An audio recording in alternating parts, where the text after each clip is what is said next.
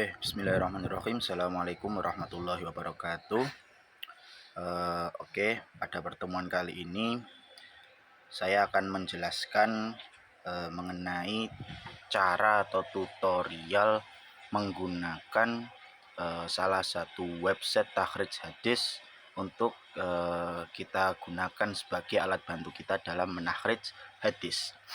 Pada pertemuan yang kemarin atau kesempatan yang kemarin, kita sudah menggunakan website Durarnet. Pada kali ini kita akan mencoba menggunakan website yang lain.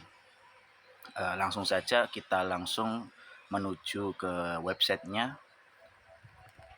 Jadi nama website itu adalah Hadis Islam DB. Nah, nanti untuk link websitenya atau tautan yang bisa digunakan akan saya berikan di kolom deskripsi. Nah, jadi langsung saja kita masuk ke website daripada hadis ini. Nah, secara sekilas ini merupakan website yang lebih khusus ya, digunakan untuk mentakhrij atau mencari hadis. Kalau yang kemarin itu kan yang Durarnet itu ada kitab tafsirnya, ada fikihnya dan sebagainya. Tapi kalau yang Hadis Islam DB ini digunakan untuk mentakhrij hadis, lebih khususnya kepada hadis.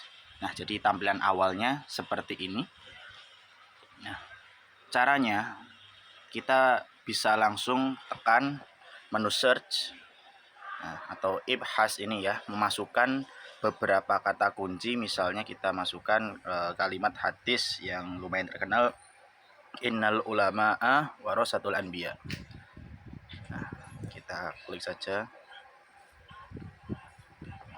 Sebentar.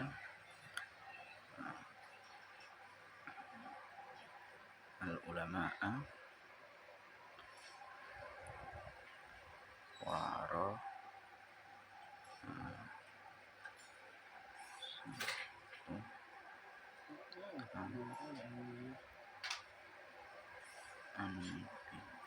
ya.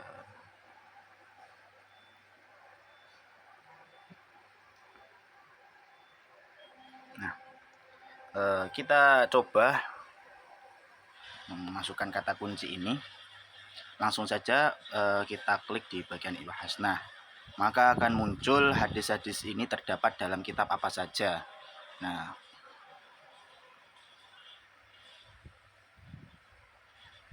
ada di kitab Az-Zuhud, ada di kitab Musnad Ibn Abi Syaibah, Sunan Ad-Darimi, Musnad Ahmad bin Hanbal, Sunan Ibnu Majah, Sunan At-Tirmizi, dan lain sebagainya ya, di kitab Sahih Ibnu Hibban. Nah, nanti akan ditampilkan hadis ini terdapat dalam kitab mana saja. Jadi seperti ini. Nah, jika menu aksar ini nanti akan menampilkan lebih banyak lagi data atau istilahnya hadis ini termuat dalam kitab mana saja. Kita klik coba. Nah, maka akan ditemukan kitab-kitab lain yang terdapat atau yang memuat hadis ini ya. Nah, begitu, seperti kitab Syu'abul Iman ya, Jami'ul Bayan, Ulum, dan sebagainya. Nah, jadi kurang lebih seperti itu.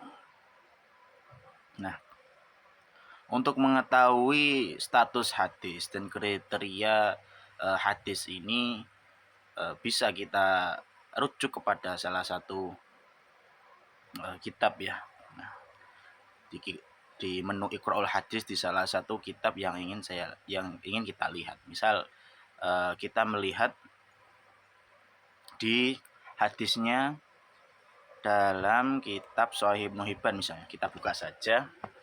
Nah, maka akan ditampilkan hadis yang lebih lengkap ya, wa innal ulama dan sebagainya itu. Nah, sini hadisnya yang kita cari itu tadi kata kuncinya yang ini. Hadis ini lumayan panjang ya, yang menjelaskan tentang keutamaan kita menuntut ilmu dan keutamaan para ulama sebagai pewaris para nabi. Nah, jika kita klik nama-nama di sini, maka kita dapat melihat penilaian daripada para ulama tentang orang yang menjadi rawi dalam hadis tersebut. Mulai dari nama lengkapnya, nama masyhurnya, nasabnya, termasuk dalam tobakoh siapa, meninggal pada tahun berapa, dan juga meninggal di mana dan sebagainya. Juga terdapat beberapa data-data murid yang murid-murid beliau, bahkan guru-guru beliau itu juga diberikan keterangannya. Nah, ini data-data murid ya di menu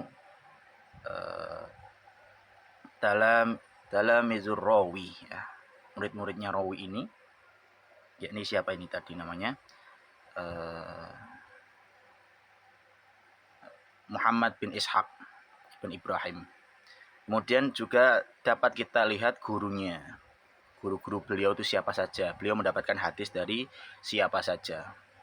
Kemudian kita juga dapat melihat jarah wa ta'dilnya, atau status beliau atau pendapat para ulama tentang beliau. Abdul Faraj mengatakan bahwasanya kana min siqot, itu orangnya siqot. Jadi nanti seperti Imam Az-Zahabi, Al-Imam Al-Hafidh As-Siqah, beliau adalah orang yang siqah dan sebagainya. Itu nanti bisa dicek di kolom jarah wa ta'dil. Nah, jadi kurang lebih seperti itu. Nah, hal ini nanti sama berlakunya apabila kita mengklik nama-nama rawi yang lain begitu. Nah, jadi di sini kita bisa melihat bahwasannya siapa Abu Darda. Nah, di kolom bawah hadisnya itu kita bisa melihat bahwasanya Abu Darda itu termasuk sahabi. Kasir bin Qais. Nah, itu nanti dijelaskan singkatan dari pada tingkatan atau istilahnya itu orangnya ini nanti termasuk orang yang siqah, hadis dari orang tersebut bisa makbul ya dan sebagainya, itu dijelaskan di sini. Nah, di rotabah ini ya. Kalau Abu Darda tingkat sahabi. Kemudian Kasir bin Qaisin itu dihukumi atau istilahnya pendapatnya ada yang mengatakan dhaiful hadis dan sebagainya sampai ke bawah ini. Maka itu salah satu aplikasi yang dapat kita gunakan dalam mentakhrij hadis, yakni Hadis Islam DB. Nah, jadi mungkin sekian video atau tutorial yang dapat saya buat, kurang lebihnya mohon maaf. Assalamualaikum warahmatullahi wabarakatuh.